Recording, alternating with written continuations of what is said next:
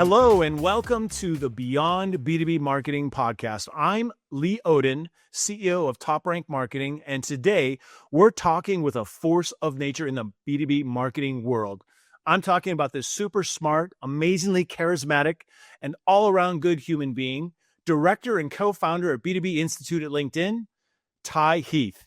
Welcome, Ty. Thank you. Force of nature? I'm keeping that. I appreciate you being here. I'm excited to talk with you and share your wisdom with our community. So first, let's kick things off by having you share a little bit about the B2B Institute at LinkedIn and your role there. Yes. So the B2B Institute is an independent think tank funded by LinkedIn, and we have a simple mission, and that is to build famous B2B brands. So we do that by partnering with academics and experts to investigate how marketers can create more value. We're interested in the future of B2B marketing and decision making and making sure that folks understand how they can define their own strategies for growth. So that's what we do. Awesome. Well, I'm a big fan. The research is fantastic. I follow you and other folks that you work with, and really appreciate the direction, the sort of source of truth that you're able to provide in the industry. So super appreciated. You've had an incredible journey in your career, from being an elite track athlete to B2B marketing thought leader. It's kind of a random. Yeah. How does that happen? I mean, not as random as it. Well, that's my question. How did that happen? How did your athletic background influence, your career in marketing? Kind of, how did you steer into the B2B track? Yeah, so I would call it like a serendipitous path more than anything else, because I went to Georgetown University undergrad, and I had studied international economics and politics. But when I graduated from there with that degree, thinking I was going to go into that space, maybe be an ambassador like that, those were my dreams at the time. I was also a top ranked 800-meter runner. And I said to myself, what opportunity would look like if I tried out for the Olympics instead of going straight to corporate and building in that way. So I packed up everything and moved from the East Coast to the West Coast to join this team called the Nike Farm Team. And that team trained at Stanford University's campus, which put me right in the heart of Silicon Valley. And at the time in the United States, there were actually a few running camps around the country. The farm team was one of those camps invested in middle distance running. So it was the United States attempt to make sure that there were more middle distance athletes making it to the Olympic team. So anyway, to make a long story less long, what happened is it exposed me to this whole new space, tech, digital marketing. I actually ended up getting a job at Google to balance. I mean, you're as an athlete, if you have never been sponsored before, you have to prove yourself, right? So I lived in a house with a bunch of other athletes. We had to make ends meet while training. Google gave me a shot, and I was balancing the two, and I was introduced to this digital marketing world. And to me, the parallel with the idea of politics was like communicating ideas that move things forward and help people make decisions. And I fell in love with it. So I spent some time there, moved through Google AdSense, AdWords. That's how really got my start. And then years later, here's where the random B2B part comes in. I ended up leaving to get my MBA. And I found myself supplementing my studies by just downloading everything I could online and reading about marketing. At the time, HubSpot was creating a lot of content. And I was sitting in a coffee shop, just downloading everything I could find. It introduced me to B2B marketing. I was fascinated by the relationship building necessity, the long sales cycle, the relationship building required for decision making, the content, and how all of that comes together. So I'm just downloading. Ultimately, someone calls me. They're like, "Are you an agency?" And I was like, no, not an agency, just a student. They're like, would you like to be? So I ended up, I said yes. Founded an agency that I started running inside of my MBA program. After I graduated, I just continued on. I ran an agency, ultimately closed it down to join LinkedIn, ultimately founding the B2B Institute. But B2B is the place to be for me. It's been since I realized like all of the different things, the fascinating elements, in particular the importance of relationship building and memory for decision making has been incredibly fascinating to me. Absolutely. Yeah.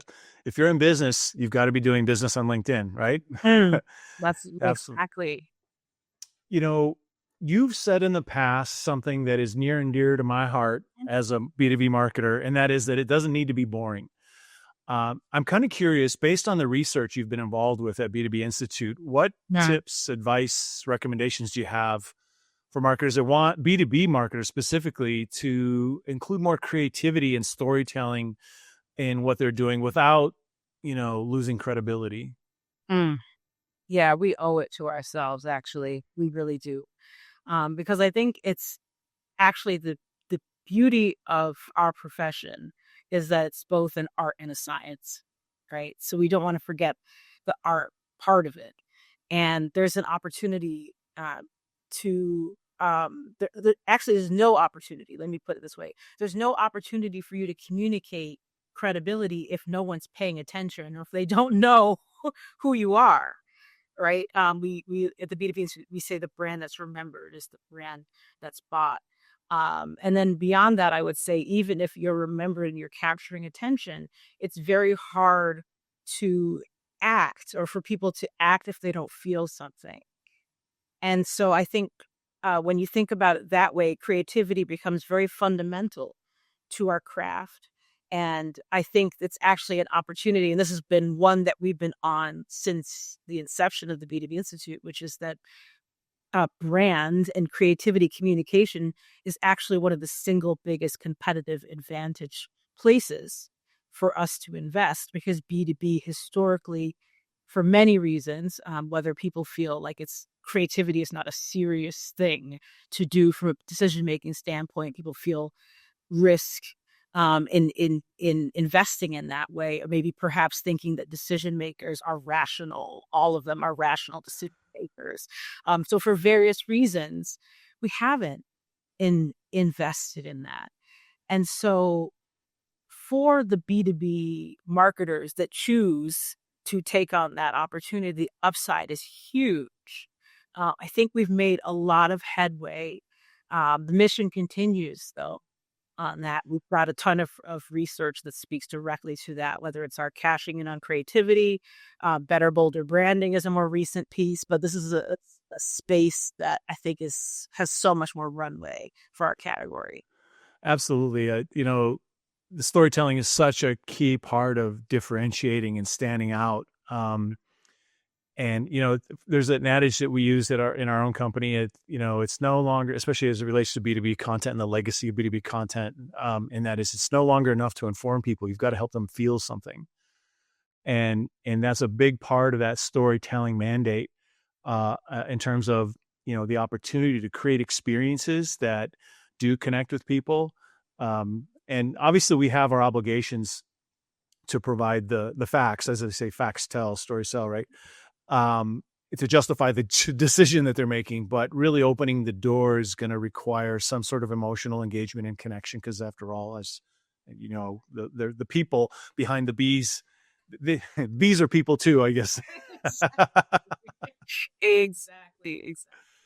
So could you share an example of a brand or a campaign that represents, the kind of B2B marketing creativity we'd all love to see more of?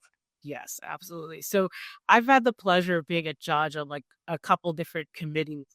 So I've gotten to see a number of different campaigns over the years, and I do have a particular taste in the campaign. So one that I'll never forget because I was a judge on the Creative B2B Lions. I think it was like year 3 or 2, whatever I think this is going to be year 4. Losing count, but we had an opportunity to actually work with Lions to create that award to ideally shine a light on work coming from B2B and have it be elevated.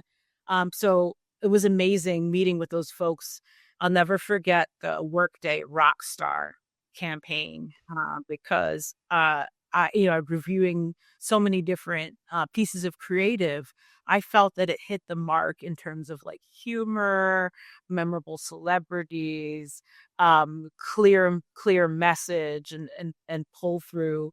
So I would say Workday Rockstar. If you haven't seen it, they've got like folks like Billy Idol and Tommy Lee. yeah, exactly. You know the one, and it's funny, and when people We'll link it. We'll link it in the notes. are Yeah. you're a rock, and it's like they have the actual rock star come out like really.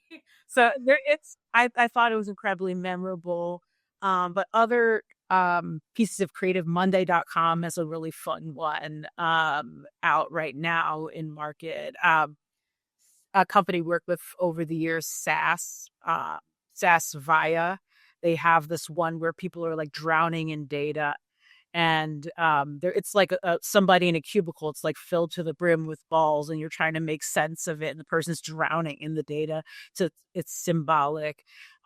I love Maersk's storytelling capacity as well. I feel like I'm watching a memorable feature film. So Yeah. they've done a lot of really great work over the years, but absolutely want to see more that looks Mhm. like that.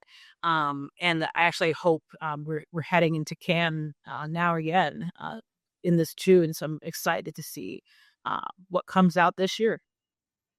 Wow. Awesome. Yeah, it'd be great. The Creative B2B Marketing Awards. I can see it. Creative B2B Marketing Awards.com. Surely somebody's out there. Okay. Need it.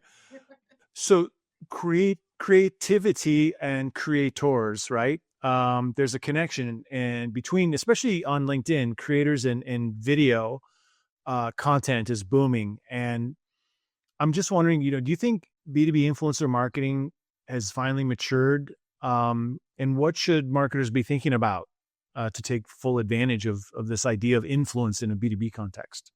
This is huge. I can't say enough about it. I've felt it's this shift. I would say really ramp up over the past year, but over the past 2 years, there's something transforming in this space, and for good reason. The B2B creator economy is blooming. We've done research on it, and it's estimated to reach $500 billion by 2027 in terms of the opportunity. And that's the reason why it's a big deal for B2B, which is actually half the global economy. When you put those two things together, whether we're talking about B2B or B2C, brand reputations are being shaped by real people.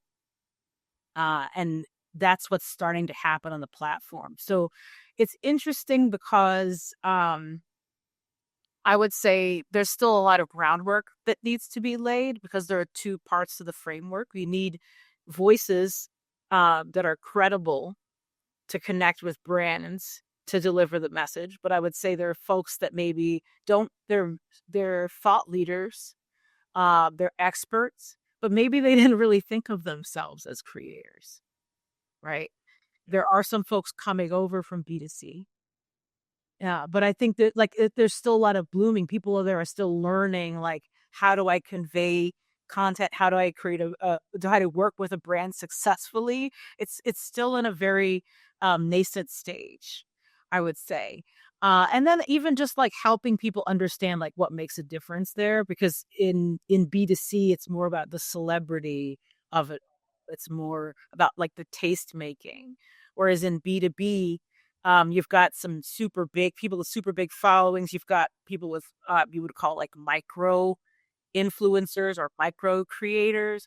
And regardless of the size, what matters most to B2B decision makers is that that person is credible and that they're regarded as an expert voice on that topic. So we're all we're all still learning but the folks that are kind of growing in that space right now have a halo of credibility. They're building their creator capacity. They're brands are starting to make long-term investments in particular voices, which I think is really important. Uh, regardless of the size of the network. So much opportunity. But we do need some fuel. I think it's actually folks like you, Lee, and your team that will help people make sense of the space. I mean, you've been in on this particular topic for some time now and shine light on a lot of the voices in the space yourself. I'm actually curious, like, are you feeling it? Are you seeing it as well? Oh, for sure. As I was just thinking, it was 2012 when we were paid by first a large enterprise brand to execute an influencer program. That was Dell for something called Tech Page One, which was meant to be the Forbes of the IT world. Mhm. And fast forward to today, and so much has changed. But you talk about the difference between B2B and B2C. In the B2B space, you do have a growing number of people who are media creation savvy entering into the space. And, with everybody empowered to publish, they're creating subscriber networks, right? So it's really attractive for brands to take a look at where do they invest their dollars. And they can put money into LinkedIn ads, they can put money into, other traditional channels, but to be able to partner with the most trusted voices in your industry who have a podcast, who have a newsletter, who have a blog, whoever multiple social channels. It's an incredible opportunity. And like you say, there are a lot of these credible experts. And one of the big differences, of course, as you mentioned, is that the B2C, it's about the celebrity, I guess, if I was going to simplify. But to be a B2B influencer, you've got to actually have credibility and respect of your peers, and credentials matter, and being able to connect with people who don't think of themselves as an influencer, but they have all those other characteristics, and how to activate them and coach them is a game that we've been playing for a very, very long time. And the cool thing is they're seeing their peers do this stuff, and they're seeing the benefit of being able to get their messages out more effectively by Definitely. employing some of these creator tactics. So it's pretty Yeah. cool. And It is really it's cool. Yeah, we're gonna see this, I mean, will grow, quite a bit more. I think it will become more important, especially as, AI is growing. I mean, yeah, we'll talk about AI in our conversation today. sure, sure. But, just thinking about what does influence look like today? How are people making decisions? How are large language models recommending steps for people to take? Who are they recommending or sending traffic to? Uh, I think it's really important to think about the voices and where those different decision points are going to be. I think it's only going to become more important. We're going to see, as you said, more proficiency in these voices on the platform, being able to use whether it's articles or different formats and tools on LinkedIn to do that. So yeah, I think it's a great place to jump in. Well, us just talking about this reminds me, I have probably, I don't know how many times when I've given presentations, and I've given hundreds of presentations like you have all over the world about this spot topic in particular. And I have this one slide, and guess whose photos on it as an example of a great B2B marketing influencer. And of course it's you. Oh my goodness. Um, Thank you so much. Yeah, because you're walking the talk. And I think that matters, especially with the proliferation of AI generated content and, content shock, and just the sheer volume of what's competing against itself for attention. And so that human aspect of a brand and those voice pieces, or those, people that represent the brand matter even more. And so, yeah, you're in the right job. That's for sure. Thank you. Um, I'm working on it. I mean, I think you're making a good point there. There's so much noise that it's overwhelming, and people are like, well, where's the signal? And sometimes it means having a set of voices you can turn to help you make sense of things. Too much stuff. You need to, like, how do I, like, get it down to a manageable space for myself? mhm. So thinking of people who are, influencers are inspiring. Who do you personally follow or draw inspiration from in the B2B marketing world, or even beyond it? Yeah, absolutely. There are, I mean, lots of different voices. We have a number of different fellows we've worked with over the years. I mean, you're certainly you're on that list, Lee. Love reading your content and seeing what you're up to. But it's folks like, Les Binet, Peter Field, certainly fundamental principles in the work that we do from their research. Jenny Romaniak and the team over at Ehrenberg Bass Institute that I turn to. It's folks like Grace Kite, was a marketing effectiveness researcher, Karen Nelson Field. Over on the behavioral science creative side, I love Rory Sutherland. Been following him for years. He's hilarious and He just is funny. yeah. Yeah. um, Yeah. Orlando Wood. Really enjoy his work, his tool, his research. Fran Cassidy. Outside of um, B2B, I've been following Rashad Tabakawala. So he is helpful to like make sense of like the broader story of like talent and development and where things are going more broadly.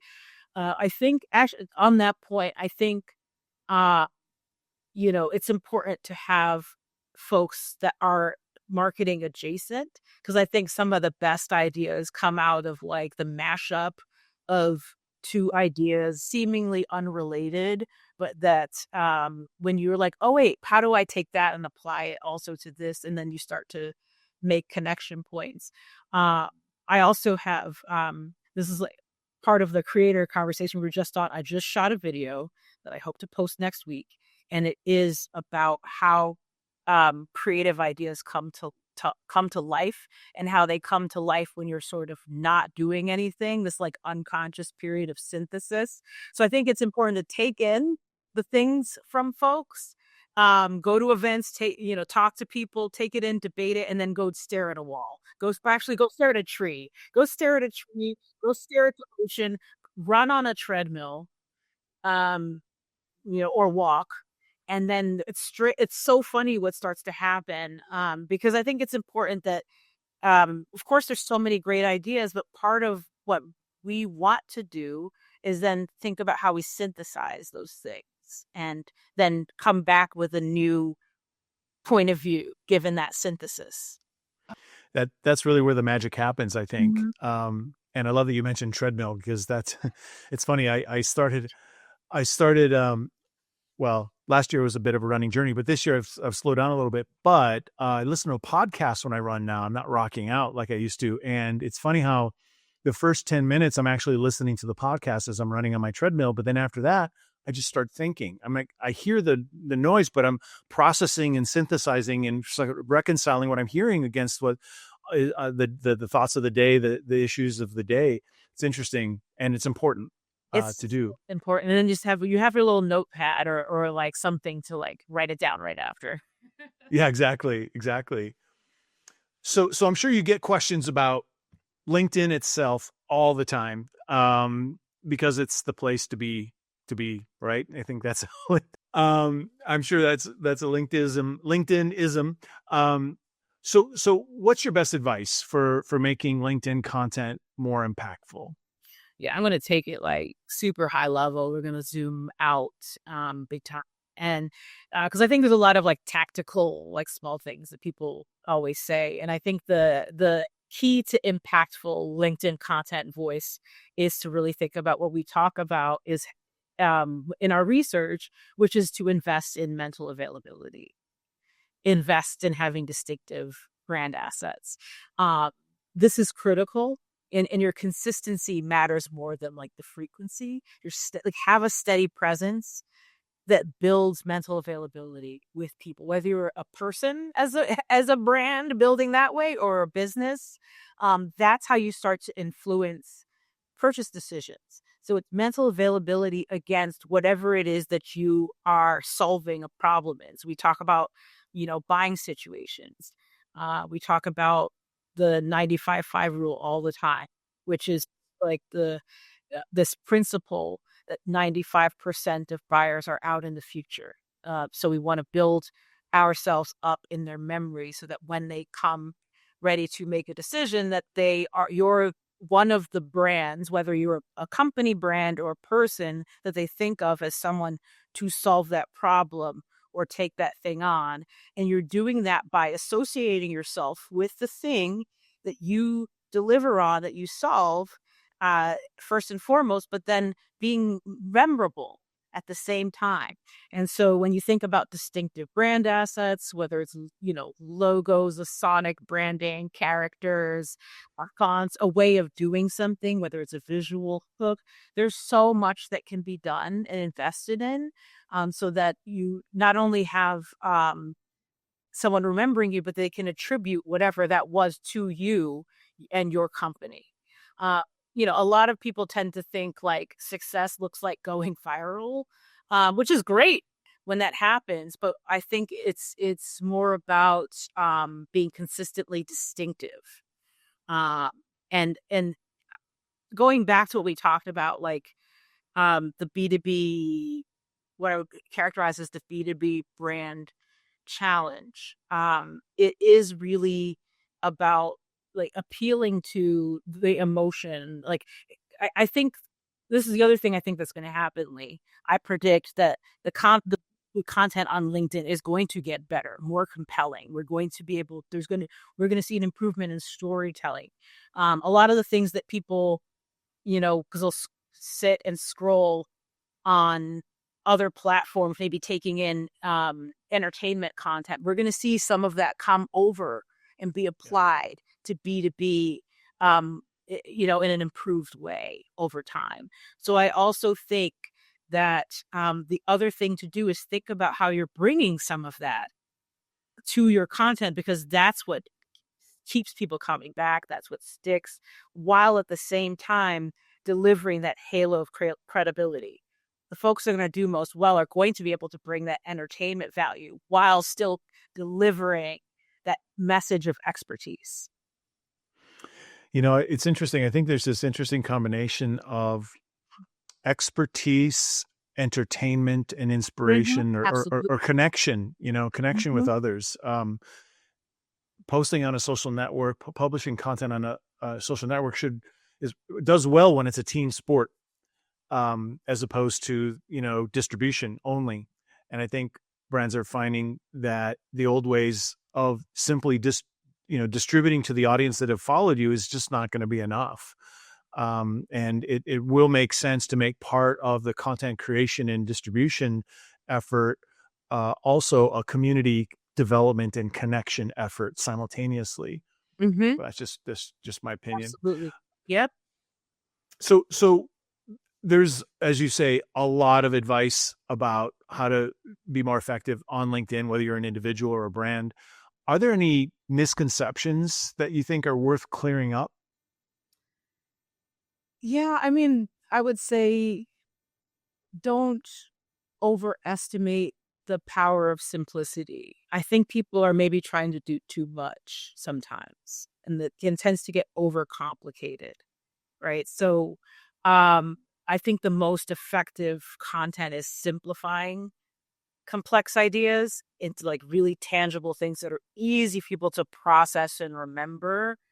So I would say like that's the misconception that, and I guess it goes back to like the overall misconception in B2B that we need to like have, all of the things kind of packed in for someone to make a decision, where maybe if we back out a little bit and just work on like, let's deliver one or two messages at the most here.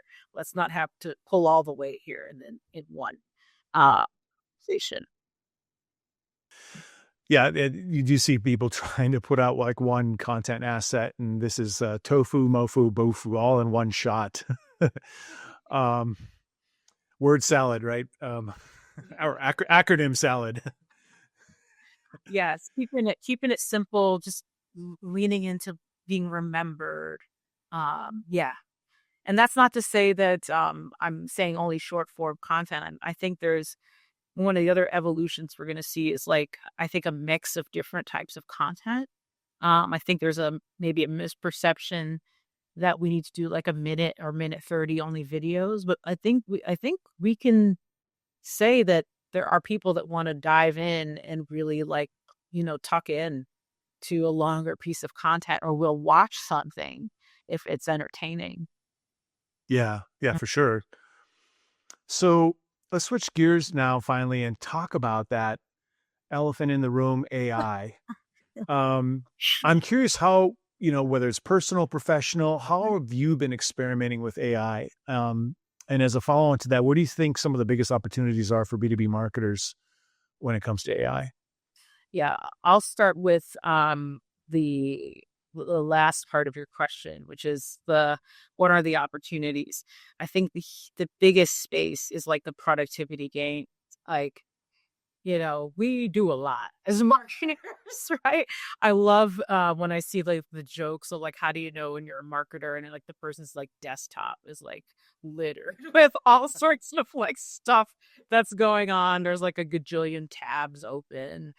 Uh, so there's so much that we need to do. And I think one of the biggest areas is productivity gains. And this is like across the board to no matter what type of marketer you are, you're going to be faster at creating strong content, copywriting. You're going to get signals to help you make decisions on investments.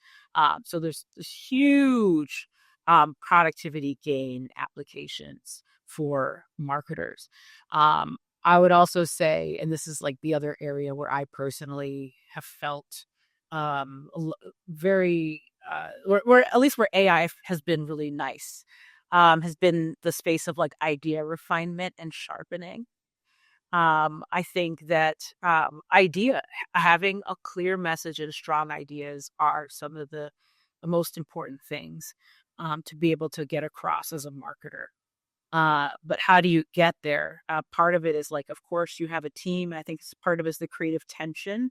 Um, for folks that may not have a large team or not the capacity or need to do that more quickly, I think AI can be a good partner in that. I will full blown have a particular idea and I will debate AI on that idea and say, well, what about this? Did you consider this? And we're just going back and forth. And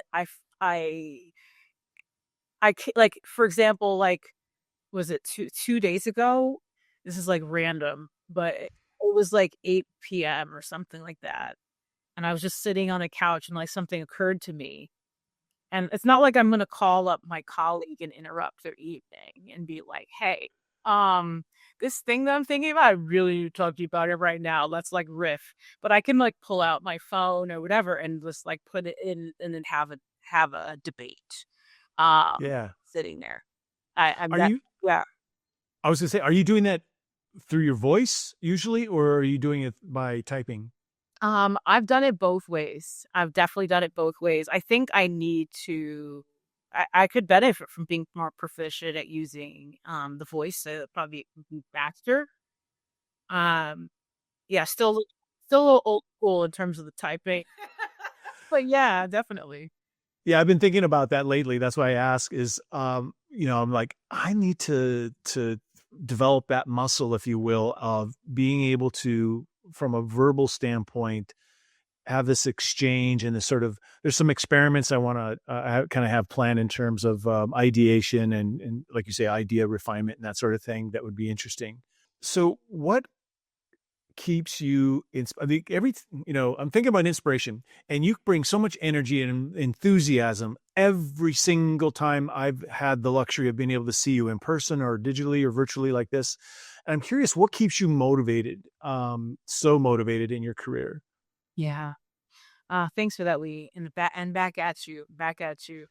Uh, it's I want to do work that's worthy of this life. You know, I don't think there's a person listening to this or watching this right now that hasn't been impacted by someone, that they really love, like having to leave this planet early.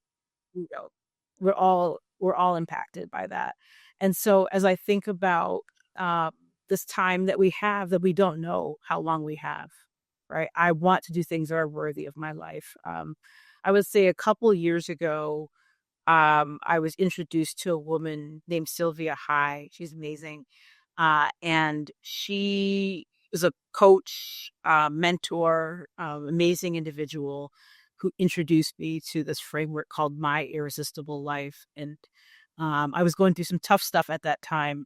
And what she challenged me to do was, I think, the purpose and meaning um, and intention is a way to pull yourself up and to zoom out and think about, what is the bigger thing, to like, yeah, keep out of like the small minutia, those things that don't matter as much.